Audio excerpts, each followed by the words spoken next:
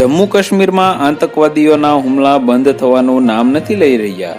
હજુ રિયાસીમાં તીર્થયાત્રાઓની બસ પર થયેલા આતંકવાદી હુમલાને કોઈ ભૂલી નથી શક્યું। આ દરમિયાન આતંકવાદીઓએ ફરી કાયરતાપૂર્ણ કૃત્ય કર્યું છે। મળી રહેલી માહિતી અનુસાર આ વખતે આતંકવાદીઓએ જમ્મુ ડિવિઝનના કઠુઆ જિલ્લાના હીરાનગર તહસીલના સોહલ વિસ્તારને નિશાન બનાવ્યો છે। અહીં રહેતા ગ્રામજનોએ ગોળીબારના અવાજ સાંભળ્યો હોવાનો અહેવાલ છે। ફાયરિંગની માહિતી મળતા જ સુરક્ષા દળો ઘટના સ્થળે પહોંચી ગયા અને વિસ્તારને ઘેરી લીધો હતો અને સર્ચ ઓપરેશન હાથ ધરવામાં આવ્યું હતું। તાજેતરમાં મળી રહેલા અહેવાલ અનુસાર સ્થાનિક લોકોએ આ વિસ્તારમાં 2 થી 3 શંકાસ્પદ લોકોને જોયા છે।